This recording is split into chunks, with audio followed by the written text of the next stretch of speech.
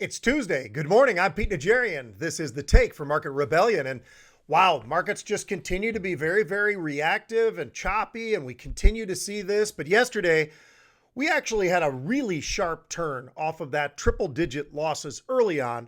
And then within 30 minutes or so, we started to move back up into positive territory. The markets recovered, and it was an amazing jump. And suddenly you look over at the Dow, it's actually recaptured 26,000. You look over at the S&P, it's up about 20 points. Then you look at the Nasdaq. The Nasdaq has been a powerful player, and we talk about the technology side of things, but also let's not forget the biotech side of things as well, and semiconductors all participating. And we get about a 1% move yesterday when you look over at the Nasdaq. And some of the big leadership names, you got Zoom, you got Netflix, you got Nvidia, you've got PayPal, which has been on fire, Spotify, Microsoft, Apple. But that wasn't it. Then there's other names, Best Buy, I'm looking at Nike, Gap Stores, Walmart, Visa, Home Depot. This was a very broad turn and a move to the upside in the markets yesterday from what looked like it was going to be a really awful day. And then all of a sudden it turned into a pretty nice day, at least recapturing some of those levels that we're talking about. There were some negatives out there. You look over, I mentioned some of these things like airlines, you look at cruise ships, you look at some of the casinos. Yes, there were some certain drags yesterday on the market, but overall, when you look at the volumes were a little bit low. That was a little bit surprising to me because it seemed like we were starting off pretty strong, but the volumes were low, relatively speaking, to the month of June. As a matter of fact, on Friday, traded about 36 million contracts, which is a lot of contracts.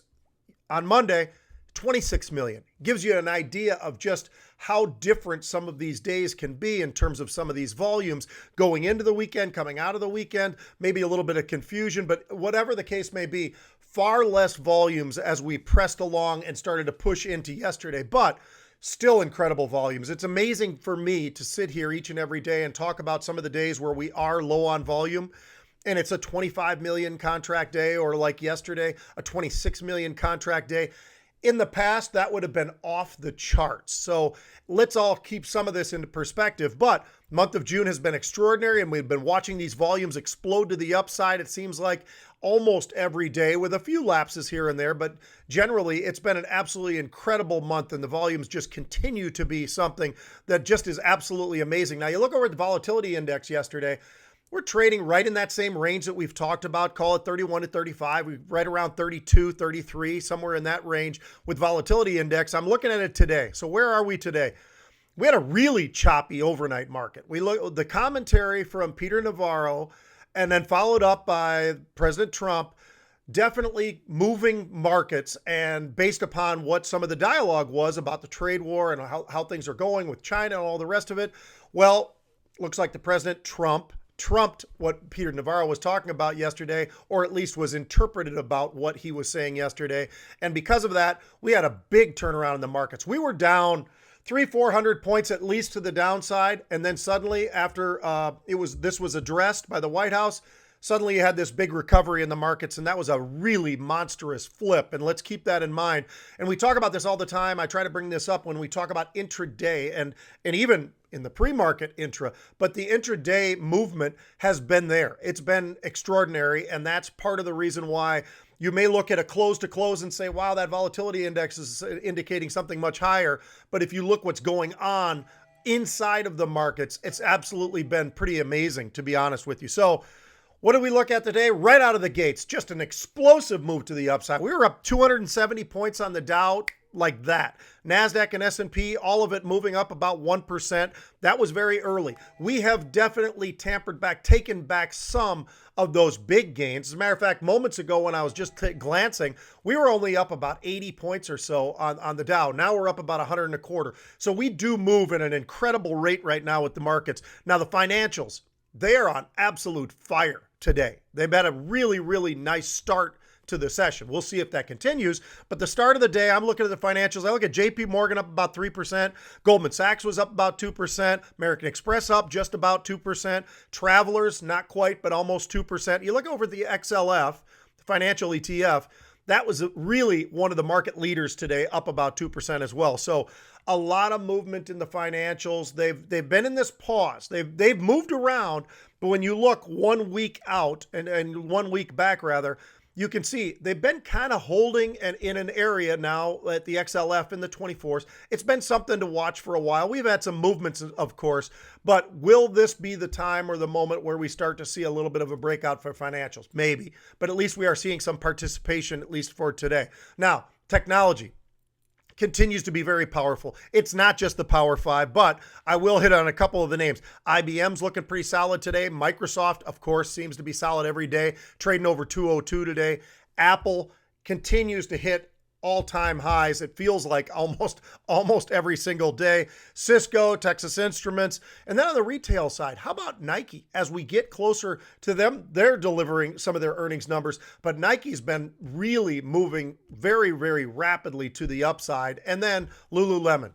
It's trading up once again. Very, very powerful, strong stock. For a lot of reasons, this one gets more and more interesting. And let's not forget, their DTC market, their e-commerce is something that a lot of people I don't think fully have embraced about Lululemon, and they have been able to survive and continue to grow. It's been an incredible part for them is the growth they've got in different categories, some of the exposure as they've slowly kind of built out in the Asian markets in China, but Lululemon just continues to be an absolute force to be reckoned with, and that's pretty interesting. Here's what I got to tell you about the price of oil. We talk about this all the time, and it's amazing to me. I hear all these folks out there talking about, well, this is just program trading. Hey, this is just a bunch of the non-professionals that are just following along. This could be a part of Robinhood. This could be all of the different excuses. But the reality is, when you look back over the last month and a half or two, and that's how long we've been talking about this now, the price of oil, when it went from negative and started moving back into the positive territory, the movement since has been very, very positive, with some pauses, of course, but with a very nice swift move. Recaptured 40, now today over 41. Hey, by the way, take a look at gold. This is not getting talked about enough, but gold continues to make this very, very nice move to the upside. Now, 1700 seems to be an area where it's found support on a couple of occasions. Obviously, it's gone through that level, but immediately recaptured it. And now it just seems like day in and day out, just sort of stair-stepping up to the upside and fast approaching 1800. Last I saw gold was trading about 1780. By the way, you want to see an explosive area once again, and I brought it up before. So if it is all just tech, well, let's include a little biotech in this as well. Because today, take a look at Biogen, Amgen, Gilead, Regeneron, Vertex, all of the various names moving to the upside on a nice, strong move for the biotech index as well. So this is far more than about just a couple of stocks, guys. And I've brought this up every single day because I just can't stand the fact that I have to listen to this when I'm watching TV, that it's the Power Five. Well, it's only the Power Five. Power Five's been great. Great move to the upside. There's no doubt about it. But there have been other participants. And I think it needs to be said time and time again, it's not just the Power Five. There are other areas of the marketplace that have been participating, and this has been a broader move in the markets than just a couple of stocks. So very, very important in my opinion. So unusual option activity for today. Each and every day we try to give you some of this. This one makes so much sense to me that I ended up participating and did jump into these. But I'll tell you what it is, and I'll give you a little bit of background. Harley Davidson, HOG, H-O-G. It's a very, very interesting name, and you know they've had their ups and their downs. There's no doubt about it. We had a buyer today of a very short term, back to the short term stuff once again, very short term. They expire July 2nd, so not this Friday, but the following Friday. We will see the expiration of these options. So 26 and a half calls. Those were 8,300 of those were purchased. Now the price was about 55 to 90 cents, in that range. So they were buying, and obviously stock starts to move, the options start to move, and they start all moving in coordination to the upside. So it could be closer to 55 now, it could be closer to 90, depending on where the stock is now. The stock was just over $25 a share at the time of this purchase of these options. So just give you a little bit of framework for where that is. Now, here's the interesting thing. We talk about social distancing. We talk about what are the stocks for social distancing. I'll give you one that nobody seems to be talking about, and a range, at least in terms of a segment of the markets that nobody's really talking about, but absolutely has participated. Take a look at some of these, the RV stocks, take a look at the boating stocks, those that are in the toy area world or in the motorcycle world, like a Hog, for instance, a Harley Davidson.